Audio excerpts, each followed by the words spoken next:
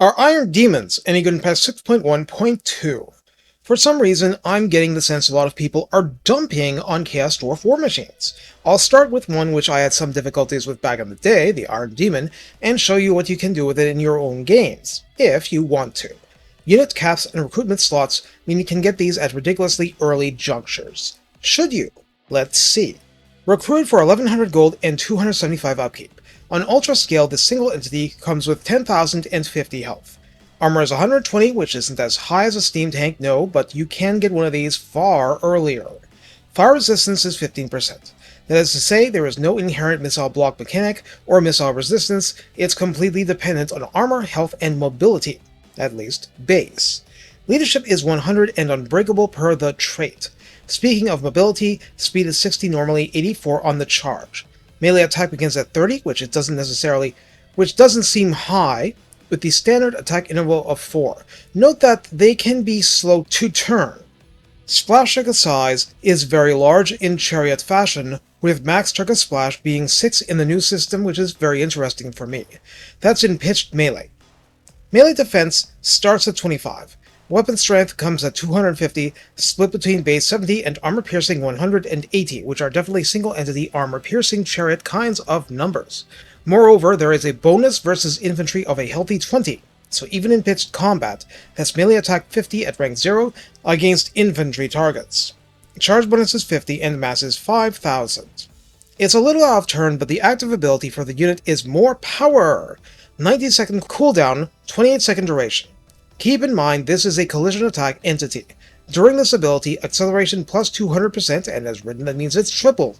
Speed plus 25%, and mass plus 50%, so effectively 7,500. This means it will simply vaporize a large amount of infantry in the game while this ability is active. I wanted to point that out because the Iron Demon is the choo-choo that shoots grape shot. Ammunition begins at 20. Range is 120, a lot lower than artillery. Missile damage 393 officially, but these shots have the suppressed trait, reducing enemy speed by 30%. Yes, something that requires Hellforge upgrades for missile infantry comes stock here. Each projectile inflicts base 20 and AP 52 damage. However, it is an unusual mix with 2 cannons firing 3 projectiles every time the unit volleys, so that's 6 of these shards. Reload time of 11 isn't super high, but also not super low.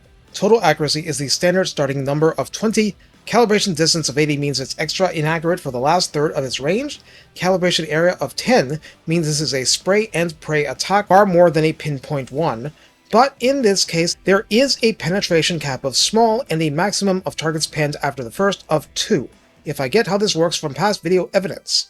In other words, it's not nothing against blobs.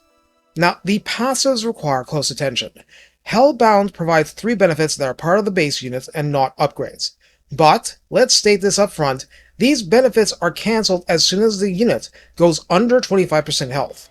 So you can't rely on them at low health, even if the unit is itself unbreakable. These benefits are physical resistance 20%, yes on top of the armor, perfect vigor, which is really good, and magical attacks, so Karn wraiths should go back in the Karn and hide. This unit is a siege attacker, causes fear and terror, has Hell Forge, so can be Demonsmith healed, does use the Contempt mechanic, and finally is a fire whilst moving unit. This is going to matter a lot, because before ever needing to enter melee combat, and provided the enemy does not have some very specific things to frustrate you, this metal choo-choo from hell can dance like a gazelle, though it does not turn like one, prancing around and doing drive-by shootings like its Grand Theft Auto until its ammunition stores are dry. Allegedly, the faction only has Wolf Rider archers as skirmish cavalry, but this exists. In the redline skills, Hellforged Ordnance at 3 pips adds ammunition plus 20% and range plus 10%. That means a full 4 more shots before the stores run dry. At rank 7, Bloodied Bombardment would add plus 12% to explosion damage if this had any, and it's in the description, I don't know why. Definitely adds plus 12% to missile strength, grants reload time reduction 10%, and slaps on 15% missile resistance for good measure, which is extremely valuable for this hybrid war machine. In the tech tree, it's quite late stuff, but Continuous Bombardment would add 10% more explosive missile damage, adds 10% ammunition, and grants plus 10% missile strength for sure. Weapons of War grants a 10% discount to increasing the unit cap, grants plus 10% speed and plus 5% more range. Now for the Hellforge, and I know this is going to be fun. Extra ammunition storage is a simple plus 15% ammunition buff for even more shots. Easy! Bound Barrier Demon adds 1000 Tzeentch-style barrier hit points, and remember, this can function as a skirmish war machine. So it's going to get shot, and unless the enemy really means it, it's going to get away to restore that barrier. There is potential here. Extra Powder Bags offers the extra powder abilities, so if ammo is 80% and over, it's plus 30% missile strength. It's nice, and you're probably getting it anyway because this applies to all war machines. Furnace Fire offers the Forged Fire ability, so it's a minus 15 armor debuff in a 35 meter radius to your enemies. You don't always want the Iron Demon shoved into a blob, but when it is there, you get a benefit. Speaking of that, Blazing Body directly adds the passive of the same name, the one Kadai get, meaning melee reflection. Best use of your demon? Maybe not, but it's going to speed the pace of enemy destruction. Hellbindings adds the Hellbound passive. Ignore this, the Iron Demon gets its stock. Strapped on ammo crates provides extra reload, and I don't think it's worth the squeeze for this unit in particular, but no worries, you're buffing the entire War Machine class. Finally, Rune of Immunity is very interesting because it provides immunity to contact effects like Armor Sundering, which is definitely not fun when you're an armor-heavy unit. So how do we use the Iron Demon? Let's begin by acknowledging once again, it's not a steam tank. It's not the ultimate single roadblock for a range-based army at the head of a chevron or as a deterrent to missile troops directly behind it. It's not going to fire at cannon ranges at double the normal pace. It has armor, it has physical resistance and so on, but has no missile block beyond that. So if you're using it as a placeholder in roadblock, it will suppress advancing enemies, which is ridiculously awesome, but taking its mobility away is a sad thing, and you may pay dearly for it. But that may be your best option depending on how your army is formed, and how the enemy is arrayed.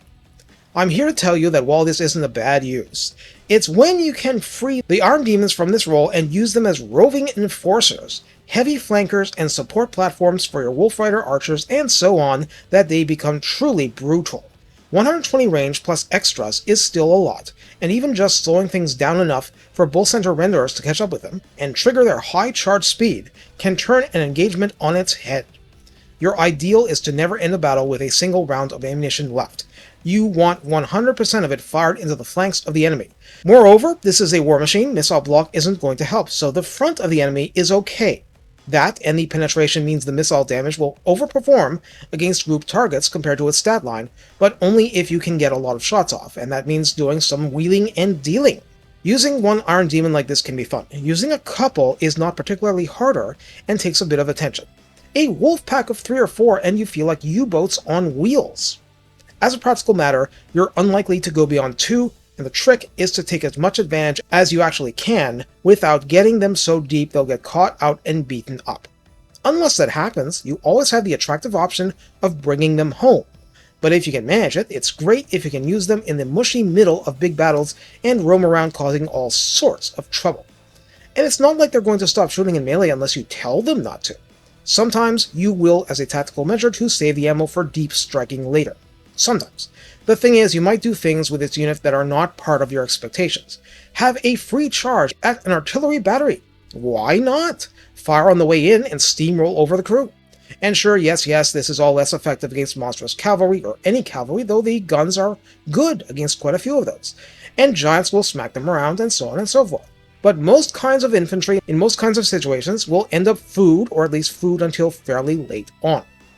Yes, there are bad and stupid ways to use and lose the unit, but since you can do something as simple as create a gap in your lines and have them pot-shot between infantry units, you can be as defensive as you need to short of facing entire handgunner lines. And if you are, you should be dealing with that somehow. Mainly by acting as a steam iron. It's not a bad unit, it's a 275 upkeep unit.